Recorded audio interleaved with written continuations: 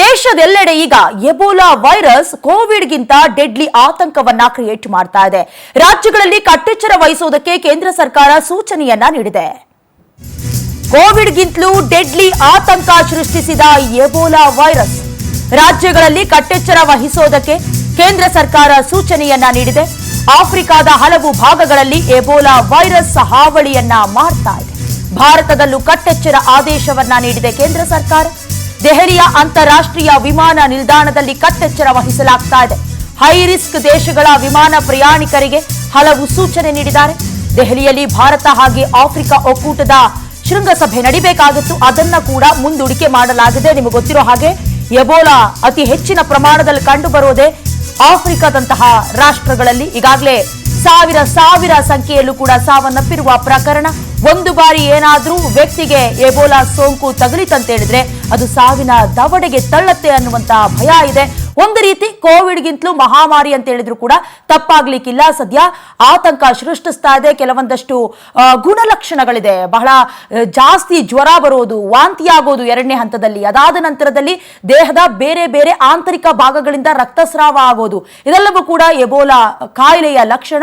ಸಂಬಂಧಪಟ್ಟ ಹಾಗೆ ಬೇರೆ ರಾಷ್ಟ್ರಗಳಿಂದ ಬರುವಂತವ್ರನ್ನ ಕೂಡ ಚೆಕ್ ಮಾಡಿ ಒಳಗಡೆ ಬಿಟ್ಕೊಳ್ಳಲಾಗ್ತಾ ಇದೆ. ಎಬೋಲಾ ನಿಯಂತ್ರಣಕ್ಕೆ ಏರ್ಪೋರ್ಟ್ಗಳಿಗೆ ಮಾರ್ಗಸೂಚಿ ಪ್ರಕಟಿಸಲಾಗಿದೆ. ನಂಬರ್ 1, ಟ್ರಿಬಲ್ ಲೇಯರ್ ಮಾಸ್ಕ್ ಕಡ್ಡಾಯವಾಗಿ ಧರಿಸಬೇಕು. Hand gloves ಹಾಕಲೇಬೇಕು.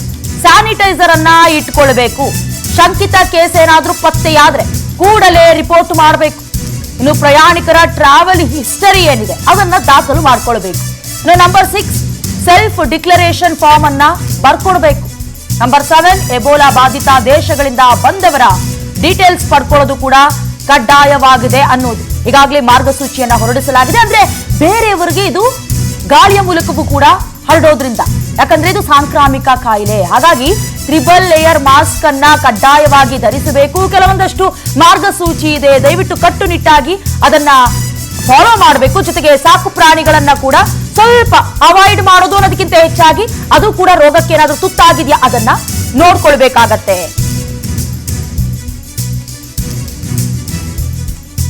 ಇನ್ನು ರಾಜ್ಯ ಆರೋಗ್ಯ ಇಲಾಖೆಗೂ ಕೇಂದ್ರ ಸರ್ಕಾರ ಗೈಡ್ ಲೈನ್ಸ್ ರಿಲೀಸ್ ಮಾಡಿದೆ. ಕ್ವಾರಂಟೈನ್ ಸೆಂಟರ್ ಅನ್ನ ಗುರುತು ಮಾಡಬೇಕು.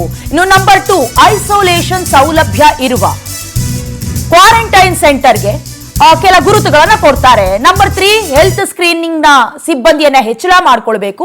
ಶಂಕಿತ ಕೇಸ್ಗಳಿದ್ರೆ ಆಸ್ಪತ್ರೆಗೆ ರವಾನಿಸೋದಕ್ಕೆ ಆಂಬ್ಯುಲೆನ್ಸ್ ಅನ್ನ ನಿಯೋಜಿಸೋದು. ಹಾಗೆ ಎಬೋಲಾ ಚಿಕಿತ್ಸೆ ಬಗ್ಗೆ ಹೆಲ್ತ್ ವರ್ಕರ್ಸ್ಗೆ ಅರಿವು ಮೂಡಿಸೋದಕ್ಕೆ ಅವ್ರಿಗೆ ಗೊತ್ತಿರ್ಬೇಕಲ್ವಾ, ಹೇಗೆ ಏನು ಎತ್ತ ಅಂತ. ಜೊತೆಗೆ ಇದು ನಮ್ಮ ದೇಶಕ್ಕೆ, ನಮ್ಮ ರಾಜ್ಯದಲ್ಲಿ ಬರುವಂತಹ ಹೊಸ ಪ್ರಕರಣಗಳು, ಇದು ಯಾವ ರೋಗ ಅಥವಾ ಮಲೇರಿಯಾನ, ಡೆಂಗ್ಯೂನ, ಎಬೋಲಾನ, ಯಾಕಂದ್ರೆ ಎಲ್ಲ ಗುಣಲಕ್ಷಣಗಳು ಒಂದೇ ರೀತಿ ಇರ್ತವೆ. ಹಾಗಾಗಿ ಮಾಸ್ಕ್ ಅನ್ನ ಕಡ್ಡಾಯವಾಗಿ ಧರಿಸಿ, ಸ್ಯಾನಿಟೈಸ್ ಮಾಡ್ಕೊಳ್ಳಿ, ಅಂತರವನ್ನ ಕಾಯ್ಕೊಳ್ಳಿ. ಬಹಳ ಮುಖ್ಯವಾಗಿ ಪ್ರಾಣಿಗಳಿಂದ ಈ ಎಬೋಲಾ ಬಹಳ ಬೇಗ ಹರಡೋದ್ರಿಂದ ಪ್ರಾಣಿಗಳಿಗೂ ಕೂಡ ಚೆಕ್ ಮಾಡಿಸುವಂತ ಕೆಲಸವನ್ನ ಮಾಡಿ ಅನ್ನುವಂತ ಗೈಡ್ ಲೈನ್ಸ್ ಸಿಗ್ತಾ ಇದೆ. ಇನ್ನು ಇದೇ ವಿಚಾರಕ್ಕೆ ಸಂಬಂಧಪಟ್ಟ ಹಾಗೆ ಹೆಚ್ಚಿನ ಡೀಟೇಲ್ಸ್ ಅನ್ನ ಕೊಡ್ತಾ ಹೋಗ್ತಾರೆ ನಮ್ಮ ಪ್ರತಿನಿಧಿ ರೂಪೇಶ್. ಒಂದು ರೀತಿ 1-2-3 ವರ್ಷದ ಹಿಂದೆ ಕೊರೋನಾಗೆ ನಾವೆಲ್ಲ ಬಳಲಿ ಬೆಂಡಾಗಿದ್ವಿ. ಈಗ ಮತ್ತೆ ಎಬೋಲಾ ಬರ್ತಾ ಇದೆ. ಎಷ್ಟು ನಾವು ಅಂದ್ರೆ ಹುಷಾರಾಗಿರ್ಬೇಕು, ಗೈಡ್ ಲೈನ್ಸ್ ಅನ್ನ ಯಾವ ರೀತಿ ಫಾಲೋ ಮಾಡಬೇಕು, ಪ್ರಕರಣ ಏನಾದ್ರೂ ದೇಶದಲ್ಲಿ ದಾಖಲಾಗಿದ್ಯಾ ರೂಪೇಶ್?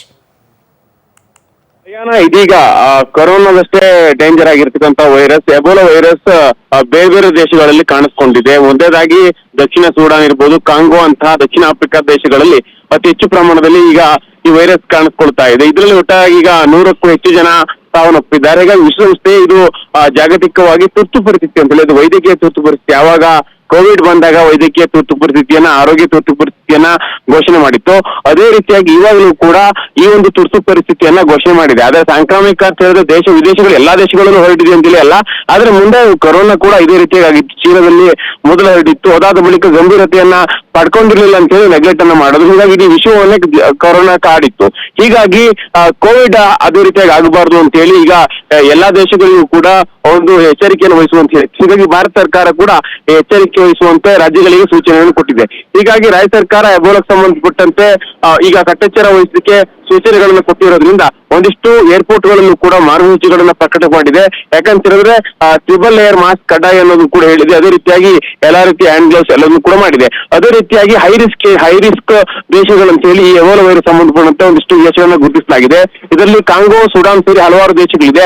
ಆ ದೇಶಗಳಿಂದ ಬರ್ತಕ್ಕಂತ ಒಂದಿಷ್ಟು ಒಂದು ಸಿಂಟಮ್ಯಾಟಿಕ್ ಪೇಷಂಟ್ ಗಳು ಯಾರು ಬರ್ತಾರೋ ಅವರಿಗೆ ವೈದ್ಯಕೀಯ ಪರೀಕ್ಷೆ ಕಡ್ಡಾಯವನ್ನು ಮಾಡಲಾಗಿದೆ. ಅದೇ ರೀತಿ ಕ್ವಾರಂಟೈನ್ ಅನ್ನು ಕೂಡ ಮಾಡಲಾಗಿದೆ. ಯಾಕಂತ ಹೇಳಿದ್ರೆ ಎಬೋಲಾ ದೇಶದಲ್ಲಿ ಎಲ್ಲೂ ಕೂಡ ಕಾಣಿಸ್ಕೊಂಡಿಲ್ಲ ಇದ್ರು ಕೂಡ ಈಗ ಮತ್ತೆ ಪುನಃ ಒಂದು ಪ್ರಕರಣ ಕಾಣಿಸ್ಕೊಂಡ್ರು ಕೂಡ ಅದು ಇಡೀ ದೇಶಕ್ಕೆ ಹಬ್ಬಬಹುದು. ಹೀಗಾಗಿ ಅದನ್ನ ಮಾನಿಟರ್ ಮಾಡಬೇಕು. ಯಾಕಂತ ಹೇಳಿದ್ರೆ ಪ್ರಿವೆನ್ಷನ್ ಬೆಟರ್ ದನ್ ಕ್ಯೂರ್ ಅಂತ ಹೇಳ್ತಾರೆ. ಹೀಗಾಗಿ ಈಗ ಇಲ್ಲಿಗ ಮೊದಲನೇದಾಗಿ ಬರ್ಲಿಕ್ಕಿಂತ ಮುಂಚೆನೆ ತಡಿಬೇಕಾಗುತ್ತೆ ಎಬೋಲಾ ವೈರಸ್ ಅನ್ನ. ಆ ಪ್ರಯತ್ನವನ್ನ ಈಗ ಎಲ್ಲ ಕಡೆ ಮಾಡಲಾಗ್ತಾ ಇದೆ. ಅದೃಷ್ಟವಶಾತ್ ರಾಜ್ಯ ಅಥವಾ ದೇಶದಲ್ಲೂ ಕೂಡ ಈ ಒಂದು ಎಬೋಲಾ ವೈರಸ್ ಕಾಣಿಸಿದ್ರು ಕೂಡ ಬೇರೆ ಬೇರೆ ದೇಶಗಳಲ್ಲಿ ಕಾಣಿಸ್ಕೊಂಡಿರೋದ್ರಿಂದ ಆ ದೇಶದಿಂದ ನಮ್ಮ ದೇಶಕ್ಕೂ ಕೂಡ ಟ್ರಾವೆಲರ್ಸ್ ಬರ್ತಿರ್ತಾರೆ, ಟೂರಿಸ್ಟ್ ಗಳು ಬರ್ತಾರೆ. ಅದೇ ರೀತಿ ಬೇರೆ ಬೇರೆ ಡೆಲಿಗೇಷನ್ ಮೀಟಿಂಗ್ ಗಳಾದಾಗ ಎಲ್ಲವೂ ಕೂಡ ಆಗ್ತಾ ಇರುತ್ತೆ. ಈ ಸಂದರ್ಭದಲ್ಲಿ ಏನಾದರೂ ಸಮಸ್ಯೆಗಳಾಗಬಾರದು. ಹೀಗಾಗಿ ಮುಂಜಾಗ್ರತಾ ಕ್ರಮವಾಗಿ ಎಚ್ಚರಿಕೆ ವಹಿಸುವಂತ ಸೂಚನೆಯನ್ನು ಕೊಟ್ಟಾಗಿದ್ದು, ರಾಜ್ಯದಲ್ಲೂ ಕೂಡ ಕಟ್ಟೆಚ್ಚರವನ್ನು ವಹಿಸಲಾಗಿದೆ. ಹೈ ರಿಸ್ಕ್ ಏನು ಯಾವ ದೇಶ ಅಂತ ಹೇಳಿ ಕರೀತಾರಲ್ಲ ಆ ದೇಶಗಳಿಂದ ಬರ್ತಕ್ಕಂಥ ಪೇಷಂಟ್ ಗಳಿಗೂ ಕೂಡ ಒಂದು ಟೆಸ್ಟಿಂಗ್ ಕಡ್ಡಾಯ ಮಾಡಲಾಗಿದೆ.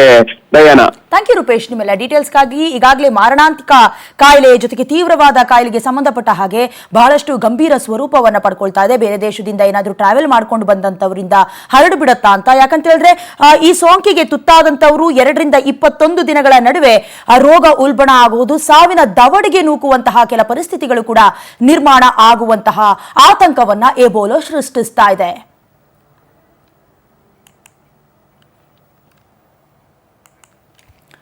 ಈಗಾಗಲೇ ಮುಖ್ಯ ಲಕ್ಷಣಗಳನ್ನ ಗಮನಿಸಿಕೊಳ್ಬೇಕಾಗತ್ತೆ. ಜೊತೆಗೆ ಏನಾದ್ರೂ ನೆಗ್ಲಿಜೆನ್ಸಿ ಬೇಡ ಅಂತ. ಯಾಕಂದ್ರೆ ಮಲೇರಿಯಾ ಆಗಿರಬಹುದು ಅಥವಾ ಡೆಂಗ್ಯೂಗೆ ಸಂಬಂಧಪಟ್ಟ ಹಾಗೆ ಯಾವ್ಯಾವ ಗುಣಲಕ್ಷಣ ಇರುತ್ತೋ, ಬಿಟ್ಟು ಬಿಟ್ಟು ಜ್ವರ ಬರೋದು, ವಾಂತಿ ಆಗೋದು, ಅಥವಾ ಸ್ನಾಯುಗಳಲ್ಲಿ ಸೆಳೆತ ಬರೋದು, ಕೈಕಾಲಲ್ಲಿ ಕೂಡ ಒಂದು ರೀತಿ ಮರಗಟ್ಟುವಿಕೆ, ವಾಮಿಟ್ ಆಗೋದು, ಇದೆಲ್ಲವೂ ಕೂಡ ಎಬೋಲಾದ ಲಕ್ಷಣ.